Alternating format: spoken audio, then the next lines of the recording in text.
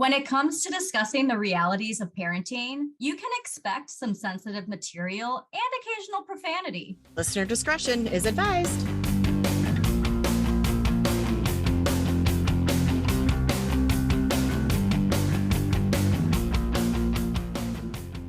Welcome to Anonymous Mom, a podcast where two childhood friends reconnect to discuss mom life, adulting, and everything in between. And today we are talking about naps. And not just for kids. Well, I don't. Oh, I love naps. I used to take a nap every Sunday. Now I take a bath every Sunday, but I used to take a nap every Sunday. I love baths. I have never been a napper. And I actually, from looking up information about naps, I learned why, which is really cool. Okay, that's because there's actually a reason why I don't like naps. And I never knew that before. Really? Okay, because I'm curious because I love naps. I want to love naps. I feel like I'm the only person out of our friend group that likes naps. I feel like I used to nap more when the kids would nap. Yeah. Well, good. Let's see, because I'm curious why other people don't like to nap. There's this funny TikTok where it's like, oh, nap when your child's napping, but all the stuff you have to get done while your child is napping. Yes. Like, yes. Oh, that just sounds so lovely, but exactly. It is not that easy. Oh, before we dive in though, I forgot I wanted to take a moment to let you know, while I was writing notes for this last night, I had on an episode of the Real Housewives Ultimate Girls Trip on, and they were having an argument about napping. No. I mean, it's so weird. Come on. It's so fucking weird. It's like, how does that even... I'm typing and I hear all of a sudden Dorinda bitching about one of the other ones napping in her house, and she was offended, but Dorinda's off taking naps. And I was just like, okay, what are the fucking odds that I'm typing about napping? Are just not always adding up, because I like a good synchronicity, but when it's fucked up like that, it's like out of all things to be talking about while you're doing that, it's fucking weird. So according to the Sleep Foundation, from an article posted in September 2022, at age 3, almost all children still nap at least once per day. 60% of 4-year-olds still nap. However, by 5 years of age, most children no longer need naps, with less than 30% of children that are at that age still taking naps. And then the number decreases even more by age 6, where less than 10% of children are napping. Okay. However, I do know in Wisconsin that children under 5 years of age who are in care for more than 4 consecutive hours must have a nap or rest period. It's a state law. Okay. I did not know that was a law. I mean, why can't we have that as adults? Well, in Spain, I'm sure you know siestas. Yes. Which is, Spanish for naps. Well, in Spain, a lot of places still have a mandatory 2-hour nap break during the day. However, I think it's like only 58% of people still take naps. They still utilize that time to take a break from what they're doing. From what they're doing, because it's like that important to them. But there's still like in major cities, places that will shut down, like a restaurant or a business. And it's like, all right, see you in 2 hours. Yeah. Pretty interesting. I also feel like napping. Okay. So I think, now I'm going to get on my soapbox here for a second. But in society, napping is looked at as lazy. You know, like if you're not fucking working 24/7, you're not going to get ahead. You're not, hustle, no nap. But I can't think straight if I'm tired. There will be a point in time where like, I will be like, I need sleep. So I need to go. And I don't take short naps. I need to take a 3-hour nap. Oh, well, we're going to talk about why that's not good for you. But you are not going to tell me what's good and bad for me. It's not happening today. I'll let you know. I probably need a nap. I'm just kidding.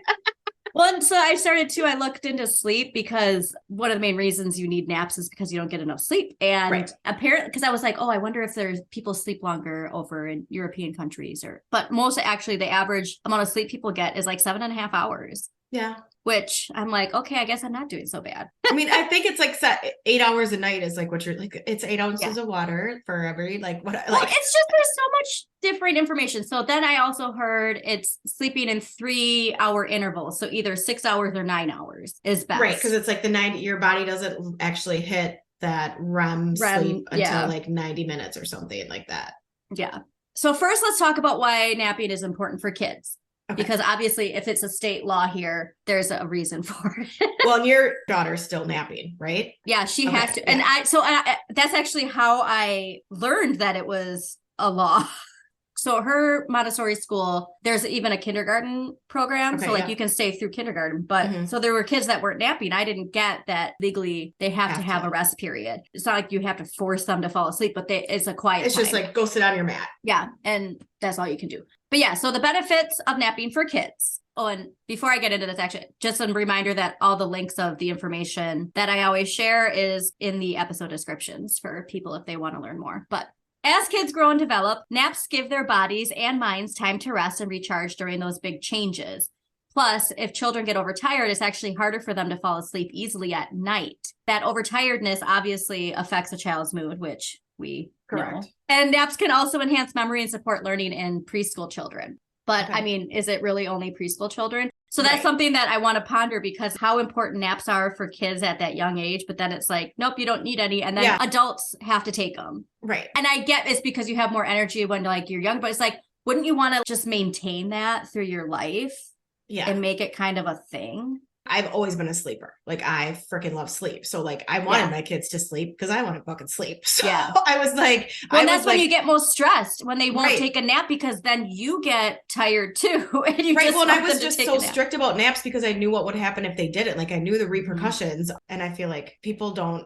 They just get so loopy too. And it's like, you look like, they can miss a nap. It's fine. I'm like, yeah, they can miss a nap and they're going to be fine at this family thing. But then guess what? Later tonight, they're not going to be. And then tomorrow, they're not going to be. So it's like them missing one nap can really fuck shit up. And like, I don't feel like, unless you remember or you're in that phase of parenthood, you like forget about that stuff. And you're just like, oh, don't be so strict about your parenting. And it's like, no, I'm not being strict. I just, shit happens, but you have to make a point to have your kids nap if you want them to or be understanding that other people want their kids to, you know, like, I just hate when people are like, the judgy wudgy drives me crazy. But we can see that too. So think about that when an adult doesn't get enough sleep. And you can see this with how a kid acts when they don't have enough sleep and how an adult acts when they don't have enough sleep. Oh, and before I get to the next part, we do have to give a shout out to our listeners in Estonia. Estonia. Thank you for listening and for allowing us to learn some geography and where we will be vacationing at some point. Yes, looking at Airbnbs. Yes, I've already looked at prices for flights. Yep, we already know how much it costs to go there. So thanks for listening. And if you have any suggestions that you want topics for us to discuss, please email us, anonymousmompod@gmail.com. But now that I got that out of the way, have you heard about Scandinavian cultures having nap time for kids outside? Yes. Yeah. Okay. And I know I've seen it trending on TikTok and social media, but there are some supposed health benefits. So that's definitely, there has to be. Clearly, they haven't stopped doing it. So. Yeah. And it's not a new phenomenon. This has been something that this has been forever. Doing. Yeah. Well, and their culture, the way that they raise children, I think is so cool too. But anyway, go. Yeah. So I had to see if sleeping outside actually did have kids catch fewer coughs and colds. According to the BBC, pediatrician Margareta Blennow says that reports from the Swedish Environmental Protection Agency show conflicting results as to whether or not there are these health benefits. So they say in some studies, they found preschoolers who spent many hours outside, generally not just for naps, but just being outside in general, took fewer days off than those who spent more of their time indoors. However, other studies say there wasn't a difference, but there's not anything negative to it, is what these studies are saying. It's just whether or not it's actually resulting in fewer coughs and colds. Okay.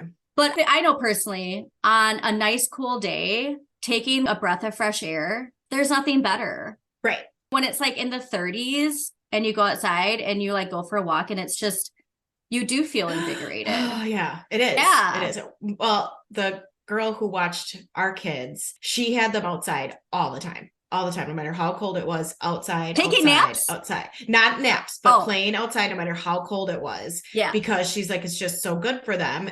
I'm Well, sure I want if to she try could it have, as she an would have had adult. them. Yeah, if she could have, if she would have had a place for them to nap outside, she would have, legit would have, because that's Well, how she these is. She's kids, like, I gotta show you a picture because these kids, it cracks me up because I they just love look, seeing all the strollers pushed outside of a store. Like there's yeah. just like, Well, it's like a parking lot of strollers. In the States, we'd be like, someone's gonna steal those babies. You so that's what know, I was like, gonna say is there was a Scandinavian actress. This was, I think, in the 90s. She was in New York with her husband, and they did what they always do and had the kidnapping in their stroller. yeah.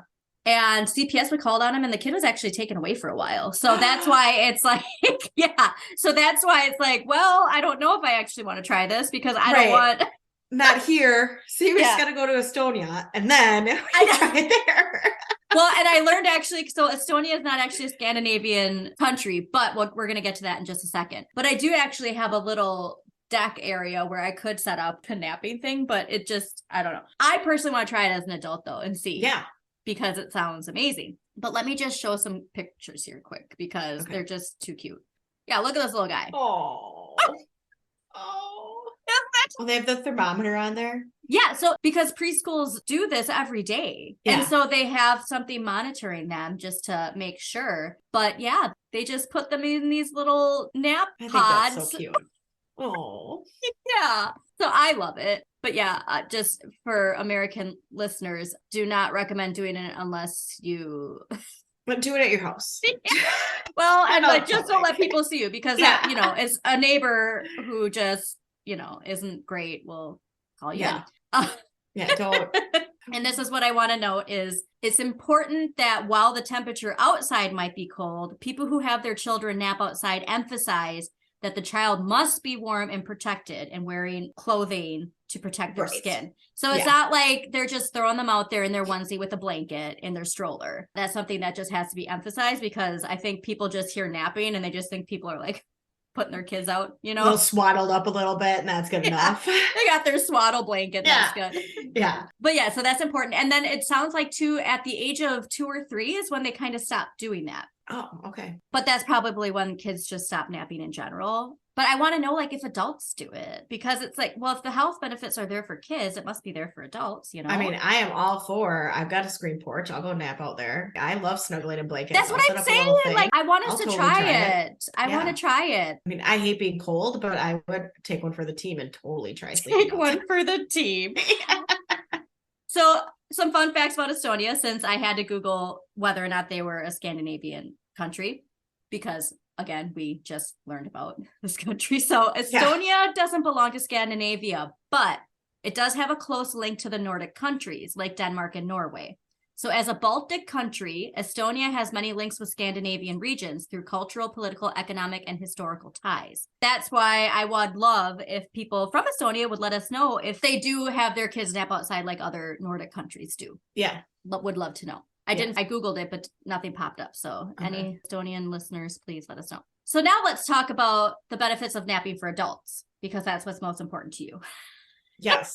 Well, my kids are done napping. I even like wish my kids would nap, and they are like, "No, we're not napping." I mean, I think that they so we're gonna get to that because it's like I just feel like there's this big chunk of, you know, you nap as a really young kid and as an adult, but then why aren't we napping in between? Yeah. Yeah. So napping offers various benefits for healthy adults, including relaxation, reduced fatigue, increased alertness, improved mood, improved performance, including quicker reaction time and better memory. And that is something that I notice, like when I don't have enough sleep, I'm just I'm 100%. I've always asked all the girls. I've always been a sleeper. And there's nothing wrong with that. No, but I'm like, why doesn't everybody else like sleep as much as I do? Well, they should. Yeah. But here's where we get to the importance of the fact that Mayo Clinic says that naps aren't for everyone. Some people simply can't sleep during the day or have trouble sleeping in places other than their own beds, which is obviously something that napping sometimes requires. Right. So napping can have negative effects. Now, this is where I learned about myself. Okay. I have sleep inertia, which is when you feel groggy or disoriented after waking up from a nap. So I feel cooler now that I can explain why naps don't work for me. Yeah, be like, bitch, I can't do it. I got sleep inertia. Even when I was younger. Really? Headaches, grogginess. It takes hours before I feel right again. Okay. See, my husband's that way too. He does not, he cannot I take a want nap. to love like naps. he that way. So I guess I can tell him that he does have a good excuse, even though. Yeah, he has sleep inertia. Okay. You can tell him. I tell him his business all the time. I'll continue to. The other negative effect is nighttime sleep problems. So short naps generally don't affect nighttime sleep quality for most people. But if you experience insomnia or poor sleep quality at night, napping might actually worsen the problems. Oh, Longer, frequent naps might interfere with nighttime sleep. okay. So what's the best way to take a nap? Well, Mayo Clinic says to keep naps short. Aim to nap only 10 to 20 minutes. No, fuck no. No, that's a waste of time. That's what my mom did. My mom could take a 10-minute nap, and I'm like, it takes me an hour just to stop thinking enough to fall asleep. Yeah, I would say a short nap for me would be like 32 minutes to an hour. But I like a good 3-hour nap if I'm going to take one. Like I will like set it up.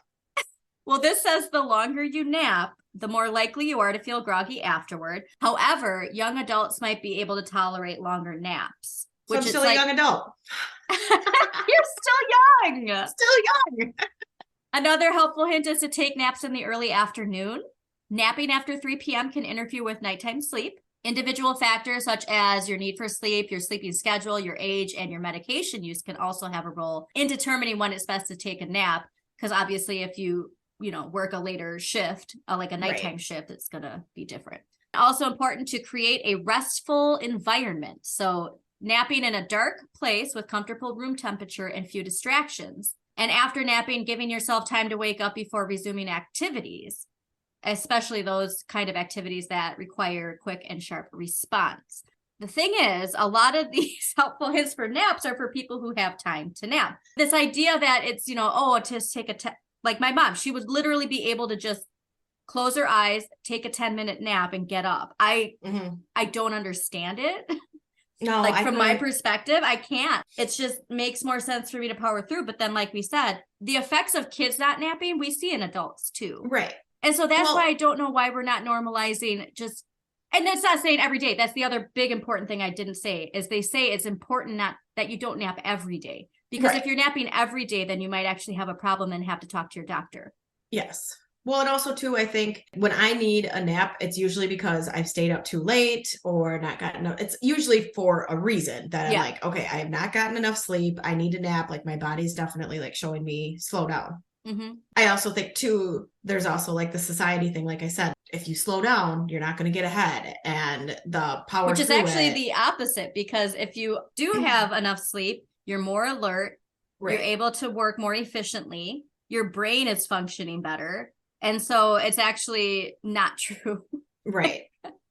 And like I said, I mean, some people can just function better than other people. And some people just aren't made for napping. I want to love naps. I love being in bed. It's just when I try and take a nap, no matter what, I feel like crap. Cause I don't know how many times my mom would just be like, just take a nap. And it's like, I'm going to feel worse if I take a nap. That's what sucks.